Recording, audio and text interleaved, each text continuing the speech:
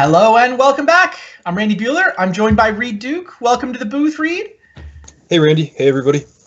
I got to say, everyone seemed really happy that you did decide to go with your trademark Storm deck.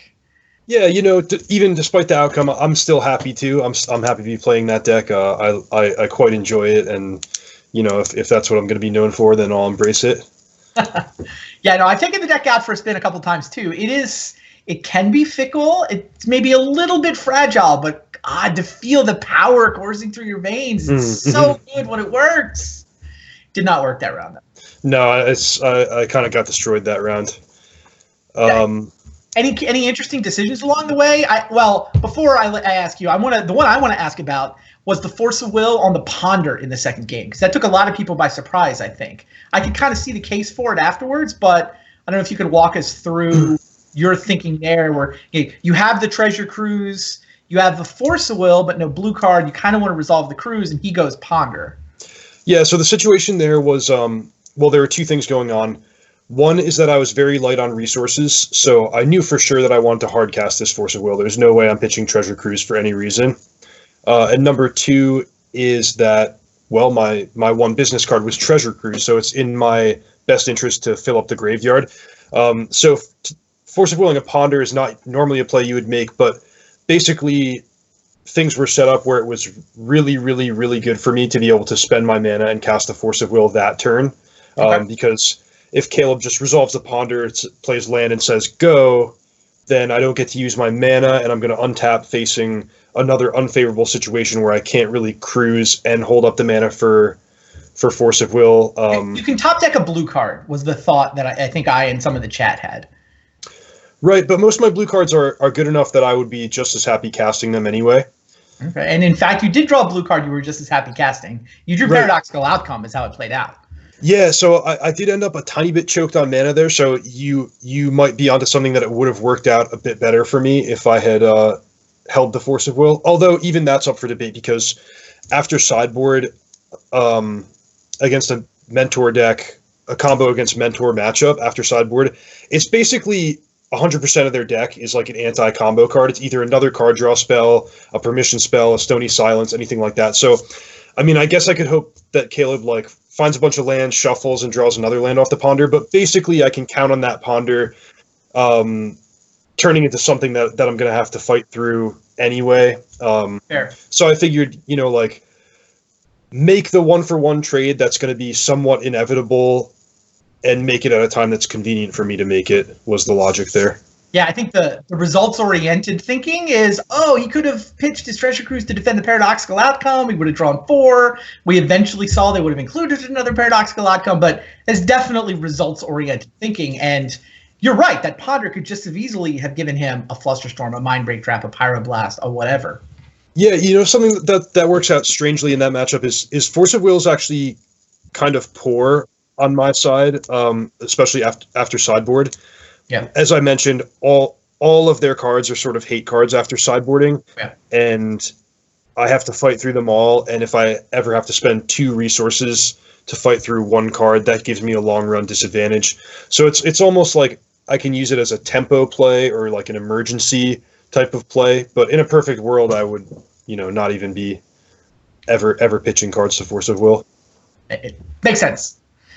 All right, we've got one match left in our winner's bracket half of the show. There are 2 matches left tonight. I don't know if we can show the bracket, and we saw it right before the break, but the only person in the 6-person double elim who has not yet played a match is Rachel Agnes. She earned herself a bye last week, going 2-1 with a Sylvan Mentor deck. Steve Menendian with the white Eldrazi is going to be her opponent here in this 4th match. Then there will be one more match tonight after this one. It's a loser's bracket match. Turns out it's going to be Reed versus Kevin Crom. So we are, unfortunately, going to have one elimination match tonight in the loser's bracket. Then we come back next week and play out the other 5 or possibly 6 matches to see who gets the spot in VSL. So I don't know if you got a chance to see Steve's white Eldrazi deck. I did. I watched the whole thing. Yeah. Do you have any thoughts about white Eldrazi and where that sort of factors into Vintage nowadays? Other than please don't play those Thorn of Amethysts against. No, I mean this is a cool deck because it's not quite as we'll say oppressive as the traditional workshop decks. It doesn't play quite as many combo pieces, lock pieces, and it doesn't put them into play quite as quickly. However, it's a more well-rounded deck where the cards are individually strong. And, we saw in Steve's match earlier in the show, he more or less just won fair and square with his Eldrazi. So it wasn't like Kevin was stuck on one land in game 1, so that was a shame. But in game 3, it was like Kevin could cast his spells, and Steve just won because he had 5/5 tramples, which are hard to beat, in a fair game. So yeah, I think this Eldrazi deck is the cards are individually stronger, and it probably has an edge over other prison style decks, just because its creatures are so good. And then it does have a lot of the same strengths that those workshop decks had as well. All right, well, we're about to see how it fares against a Mentor deck, because it sounds like Steve and Rachel are ready. Rachel is running back to Sylvan Mentor deck that she played last week, so let's get down to the match and see how this goes.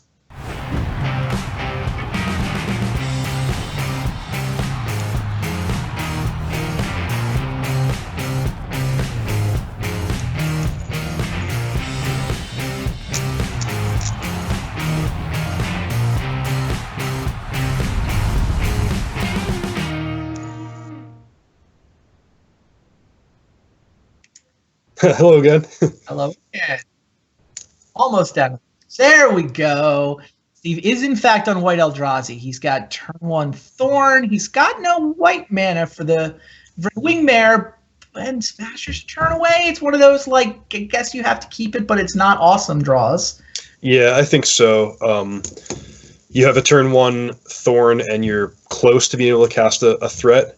But Rachel's got a nice hand here. She's on the play with the turn 1 Jace and has developed her mana, which is one of the key aspects of the matchup. She's a little Jace flooded, potentially. Yeah, but being Jace flooded is not the worst, because one Jace can loot away or shuffle away redundant Jaces. Ooh, Sapphire and Force of Will are good cards. Yeah, Force of Will is another good way to use an extra blue card in hand. All right, so she discarded Vryn's Prodigy to the first one. Now she's sitting on Force of Will. She does have to pay 1 for Thorn, but she can. Mm-hmm. And Steve did draw mana. He drew Temple, so he's got Reality Smasher, and now that Black Lotus gives him Vryn Wingmare. The sequencing here is not obvious. Yeah, so remember that Steve himself has to pay 1 for his Black Lotus, so Indeed. The most mana he can have access to here is 6, and that's only if he's casting an Eldrazi, otherwise it's only going to be 5. So he could do... Yeah, he can't even really cast any 2 spells from his hand. No, any 2, business spells. He can cast the Lotus and something. He's not going to cast Lotus for Thorn. So even then, he'd have to tap 1 for the Lotus. He can cast a Thorn and a 6 mana, and they would cost him 3 and 4 mana, respectively. Oh, you're right. The Vryn Wingmare does not have to pay a tax. But it's not an Eldrazi, so no, sorry, you're right. He cannot cast 2 spells. But he does have his pick of powerful options to choose one of here. One obvious play would just be to ignore the Black Lotus and play another Thorn. Yep. That's not great since he's losing on the board against the Jace. But if he figures he can slow Rachel down enough and then just use the single Reality Smasher to run away with the game, that could be an option. Otherwise, he's looking at Lotus into something else. I feel like if it's Lotus into something, it needs to be Vryn Wingmare, since the Lotus is the only source of white. Yep, I agree with that. That should definitely be something on Steve's radar here. One thing he's surely thinking about is if and how he can make his hand beat a single or even a double copy of Swords to Plowshares. In fact, a single Swords to Plowshares is likely to become a second copy of Swords to Plowshares if the Jace can flip a couple turns down the road. Looks like he's eyeing up the 1 mana Black Lotus. Yeah, and you see him tapping the Eldrazi Temple, which perhaps indicates that he's not intending to cast the Smasher, though he still could if he wanted to. Yeah, here comes Rin Wingmare. Yeah, you're right. Getting the white spell off of the Black Lotus mana is definitely a priority. And Rachel is not willing to spend Force of Will and a very good blue card on a Rin Wingmare. Yeah, I really like her choice there. Just figuring the 2/1 flying is a threat that she can manage or fight through. And she's saving her resources for the bigger fish like the Reality Smasher or the Thought-Knot Seers. Oh, by the way, her deck loves her. Monastery Mentor off the top, followed by Swords to Plowshares. Yeah, this is perfect. The Mentor, remember, unaffected by the Thorn and the Wingmare. But the good news for Steve is that shields are down. She can't even cast Force of Will because of the Thorn and the Vryn Wingmare. True enough. Shields are down, which means he can play a 5/5 Trampler. I'm not sure that's good enough on this board. In fact, I'm pretty sure it's not good enough with the Plow in her hand. Right. I mean, Wasteland can hit the Tundra, but the Plow, she still has the 3 mana she needs to cast a Plow on the current board. Yeah, and if he uses the Wasteland, he's not casting any other spells this turn.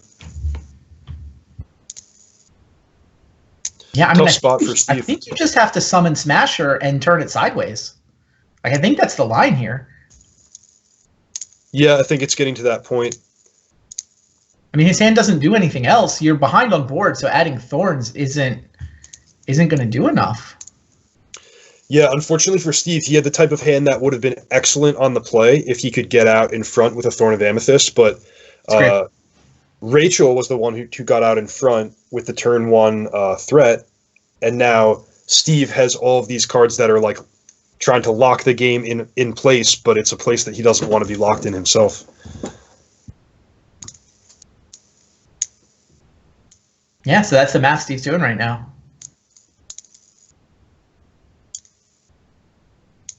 There's no tax on the Smasher, so you can cast. This is, I feel, a very uncharacteristic deck for Steve because he's such a thoughtful, considerate player and really likes to, be in control of the game and have a lot of options.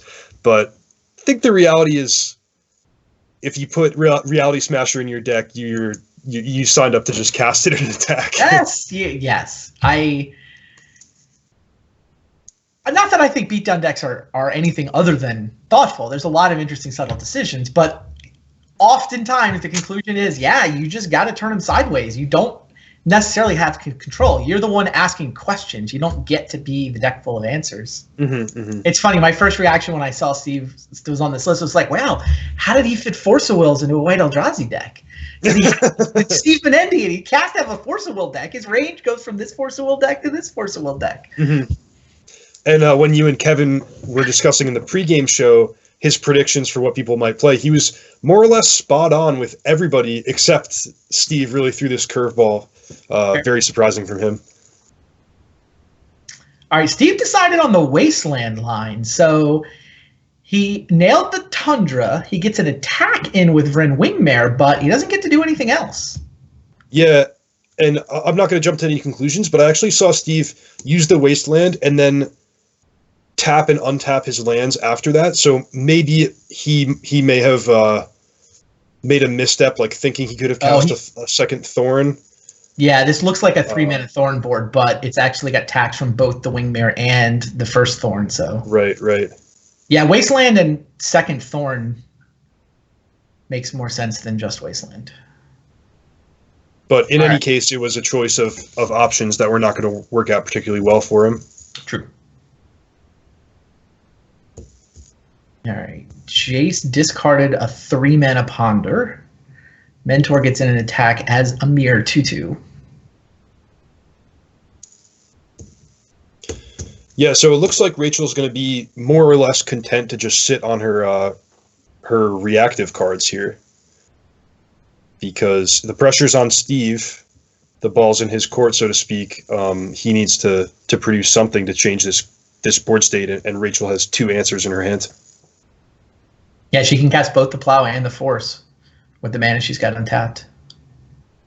Well, she can cast either one or the other. Mm-hmm.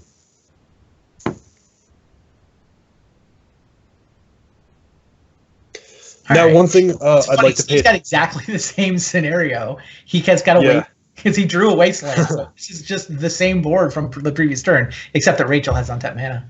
All right, this time he's going Smasher. No, this time he's going Thorn. He wants to play the Thorn of Amethyst game and defend the Smasher. Interesting. And she lets it resolve. Jace is now going to flip. Dig is too expensive when you've got a cruise in your hand anyway. Mm-hmm. Makes sense. And I think we'll probably just see her tick up the Jace. It neutralizes the Vryn Wingmare, and she doesn't really want to spend her mana on her own turn here anyway. That is exactly what she's done.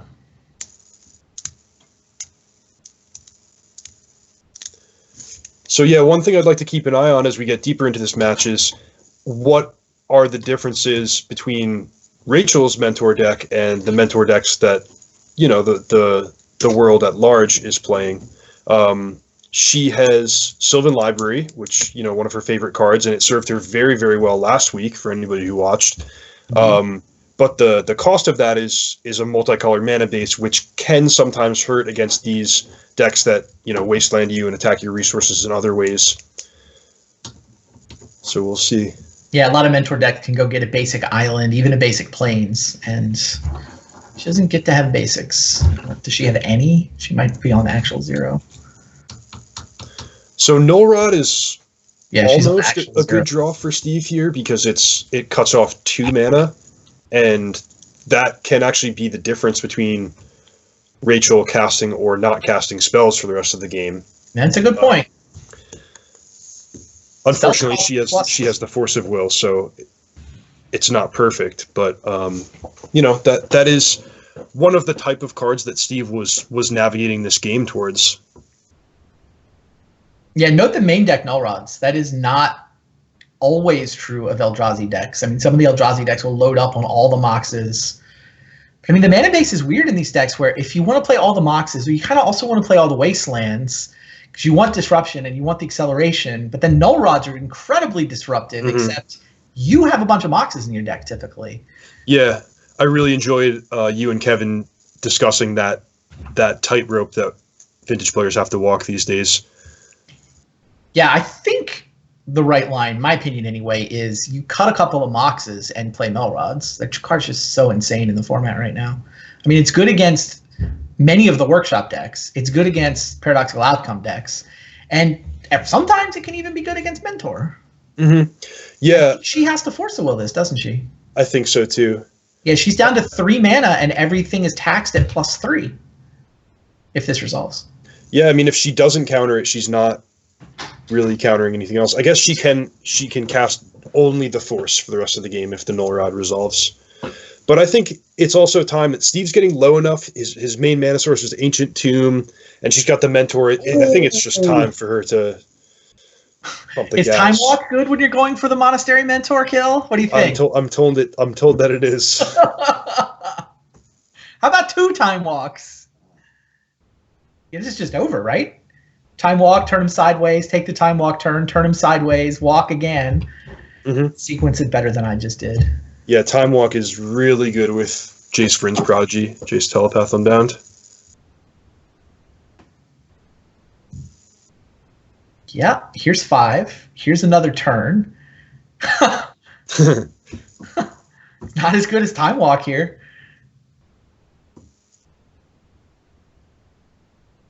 First world problems when you have better things to do than cast your Ancestral. Yep, most definitely. All right. There you go. Rachel Agnes takes a 1-0 lead.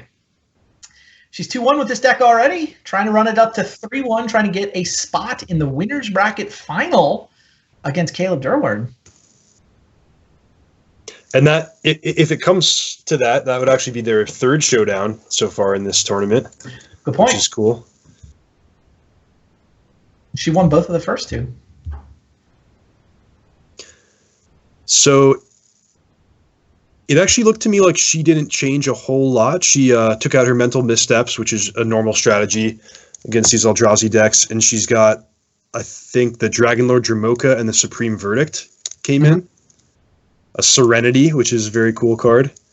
Good against, wide range of Steve's cards, including the Null Rods if he decides to keep those in. She's on one Fragmentize, is what it looks like.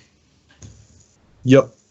So I think she had a pretty clear plan. She felt her sideboarding was either straightforward or she just had thought about it ahead of time. Steve, on the other hand, is considering his options.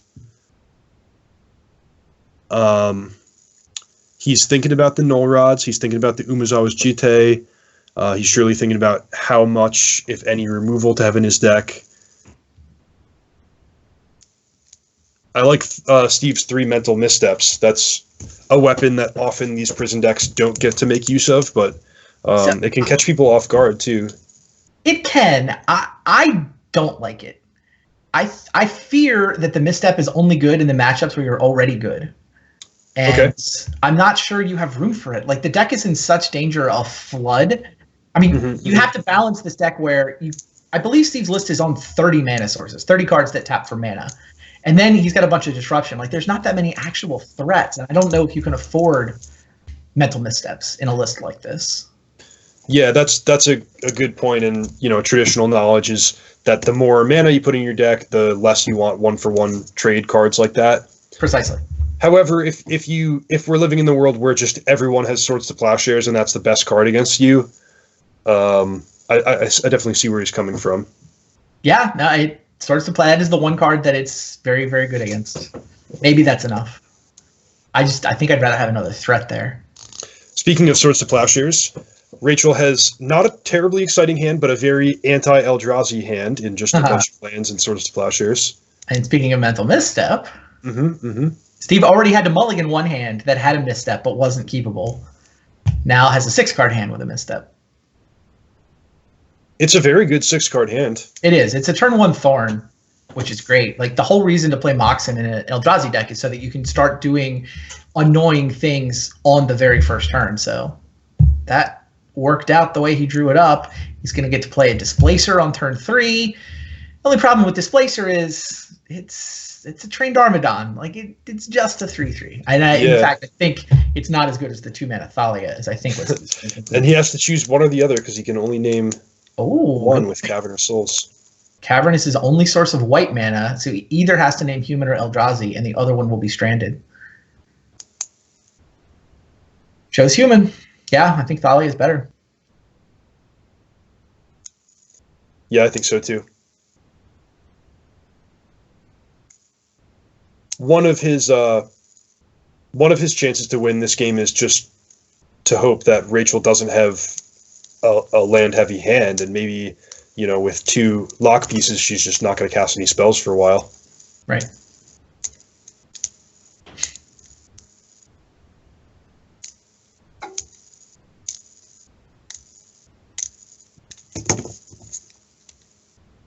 Yeah. 2-mana Mox Emerald. More of a Moss Diamond than a Mox Emerald, but do what you got to do. Yep. Basic planes off the top. Steven does now have white mana. Yeah. And turning his 2 power clock into a 5 power clock is a big deal here, especially because Rachel's in 1 spell per turn territory, and Steve can counter the first Swords to Plowshares. Can he? After paying 3 for Displacer, doesn't Misstep cost 3? Oh, the Temple makes the 2 mana. He does have it. My bad. Of course. Yeah, Misstep's going to cost him 2. Misstep's going to cost 2, but he has the 2 because Tempo chaps for 2. Wow, Misstep's going to look great here. And that tempo feels huge. Like, after he defends the Displacer, he's then got the Flicker ability. Yeah, I do think he's going to have to draw at least one more good card in this game if he's going to win. But he has a decent situation right now.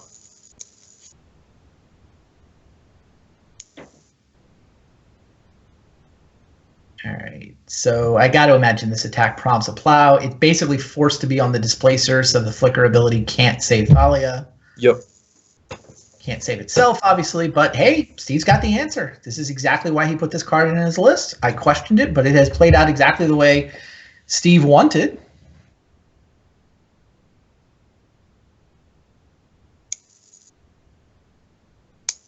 She's going to take 5.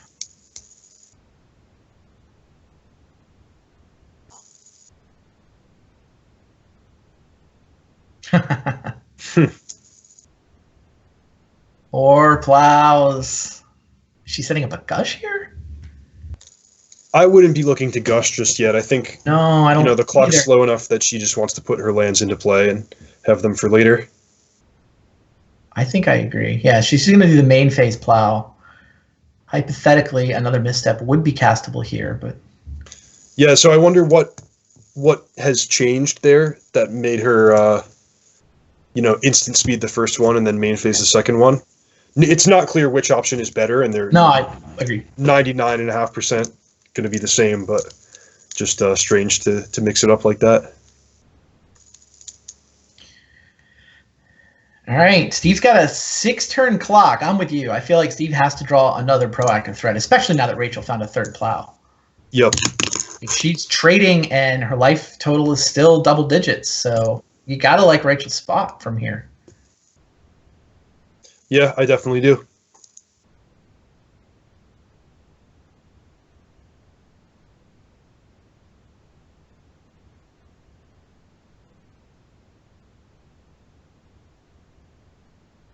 And Steve not going to hold a Mox to bluff with when it costs 2.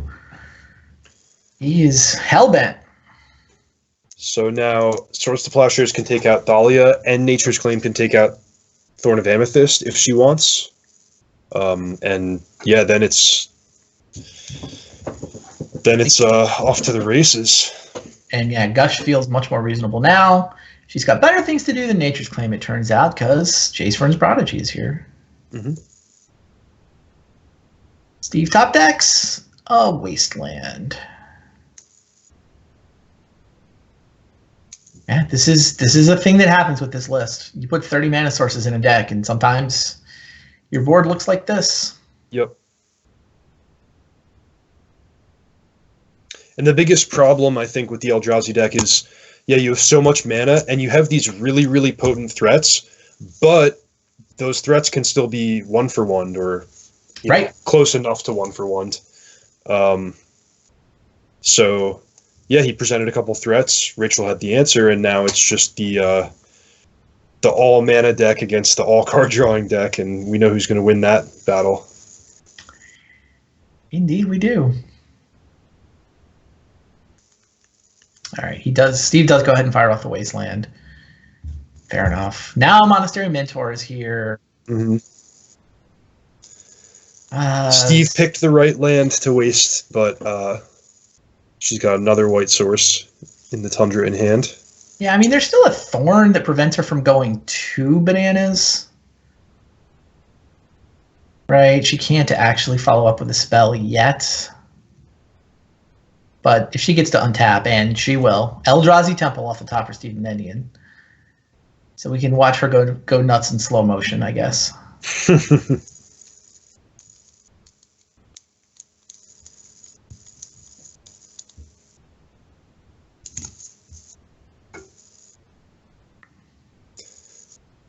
So it looks like she's going to delve for Dig Through Time, which allows her to perhaps purposely not flip the Jace. Yeah, she actually declined to use it in the last turn sequence because she did not want to turn it into a Planeswalker. She's got way more lands in her hand than she wants, especially now that she's got the Nature's Claim to blow up Thorn of Amethyst. So yeah, she declined to use it for a turn cycle and then delved away her graveyard so she could keep it in looter form. And one cool thing about that play is it protects her against Reality Smasher, because if she ever did leave the Jace with 6 counters, it is possible for Reality Smasher to attack Jace down to 1, and then she's lost her access to Swords to Plowshares. So I really like her careful planning there, just minimizing the number of things that could go wrong. All right, she's probably going to respond to this Thorn with a Nature's Claim on the one that's already in the table, which gets her another Monk. And yeah, she could even Force of Will the second one if she wanted. It's not doing a whole lot, but neither is... Well, yeah, I guess the Cavern that Steve has in play is on Human, so keeping the Force of Will is fairly appealing. How about Ancestral Recall? She might actually have time to cast it this game, unlike the last one. Maybe. I mean, maybe Mind Sculptor is better, so who knows? We'll see. 5 mana, still worth it. No problem. And of course, you can have Creature Jace and Planeswalker Jace in play at the same time. Oh, she's in Fate Seal mode. You think the White Eldrazi deck's hard to draw threats normally? What about if you're getting Fate Sealed? Oh no, the mental misstep.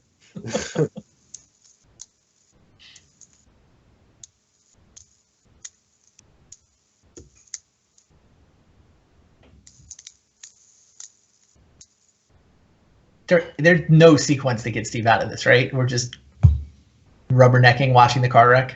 Right. I mean, from Rachel's perspective, she doesn't know that Steve's card is an Eldrazi Temple, so maybe if that's a Cavern of Souls that he's holding, and then he draws an uncounterable Eldrazi, but I think from the outside perspective, there's no way.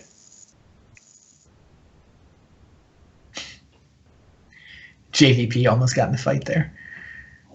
Oh, no, not you.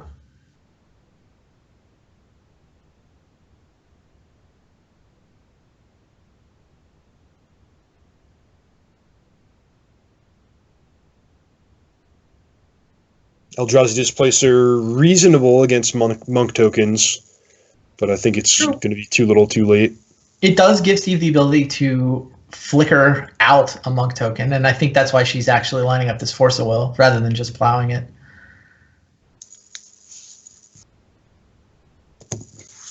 Pitching Ancestral Recall. I think I keep Ancestral over the Force of Will, but whatever. Yeah. Wow, what a blowout. Yep. Angel Agnes with the Sylvan Mentor deck. Now, I guess our Winners Bracket final is going to be the battle for Mentor supremacy. Is that how this plays out now? Yeah, this has been sort of an all Mentor night. I mean, Menendian won his first match with the Eldrazi deck, but other than that, it's not a good night to be playing anything other than Mentor.